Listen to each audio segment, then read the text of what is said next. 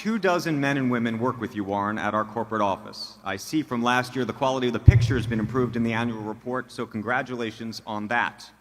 However, looking at it, there is something that comes to anyone's attention, and is the lack of diversity among the staff. A 2015 analysis by Calvert Investments found that Coca-Cola was one of the best companies for workplace diversity, while Berkshire Hathaway was one of the worst. You've explicitly stated that you do not consider diversity when hiring for leadership roles and board members. Does that need to change? Are we missing any investment opportunities as a result? And do you consider diversity, however defined, of company leadership and staff when analyzing the value of a company that you may want to purchase? Well, it's a multiple-part question. The answer to the last one is no. What was the one before it? You've explicitly stated you do not consider diversity when hiring for leadership roles and board members. Does that need to change, and are we missing any investment opportunities as a result? No, we will select board members, and we lay it out, and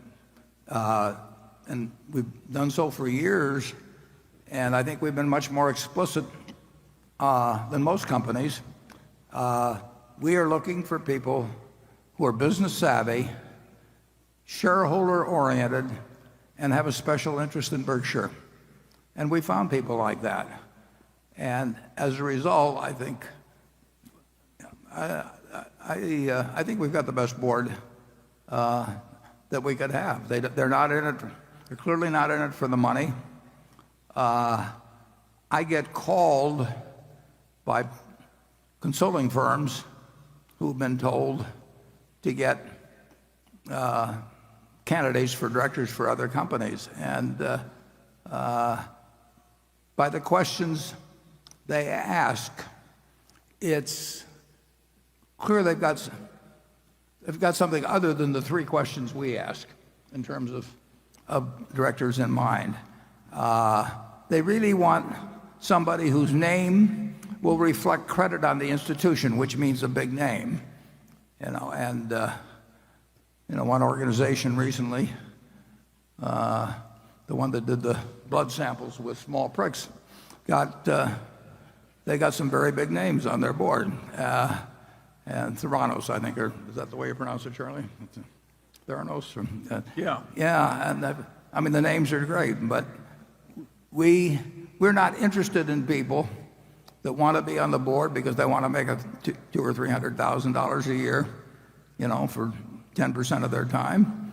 And we're not interested in the ones for whom it's a prestige item, and who want to go and check boxes or that sort of thing. So I think we will continue to apply that test: business savvy, shareholder oriented, and with a strong personal interest in Berkshire. And every share of the Berkshire that our shareholders own, they bought just like everybody else in this room. They haven't gotten them on option, or they haven't gotten, I've been on boards where they've given me stock. I get it for breathing, basically. At half a dozen places that are maybe 3 or 4 that I was on the board of. We want our shareholders to walk in the shoes, our directors to walk in the shoes of shareholders. We want them to care a lot about the business, and we want them to be smart enough so that they know enough about business that they know what they should get involved in and what they shouldn't get involved in. The people in the office, I'm hoping that when we take the Christmas picture again this year, they're exactly the same 25 that were there last year, even though we might have added 30,000 employees elsewhere and maybe 10 billion of sales or something like that. It's a remarkable group of people. And just take this meeting. Virtually every one of the 25, our CFO, my assistant, whoever, they've been doing job after job connected with making this meeting a success and a pleasant outing for our shareholders. It's a cooperative effort. The idea that you would have some department called annual meeting department, and you'd have a person in charge of it, and he would have an assistant, and then they would go to various conferences about holding annual meetings and build up, and then they'd hire consultants to come in and help them on the meeting. We just don't operate that way. And it's a place where everybody helps each other. Part of what makes my job is extraordinarily easy, but the people around me really make it easy. And part of the reason it's easy is because we don't have any committees. Maybe we have some committee I don't know about, but I've never been invited to any committees. I'll put it that way at Berkshire, and we may have a PowerPoint someplace. I haven't seen it, and I wouldn't know how to use it anyway. We just don't have make work activities, and we might go to a baseball game together or something like that. But I've seen the other kind of operation, and I like ours better. I'll put it that way. Charlie?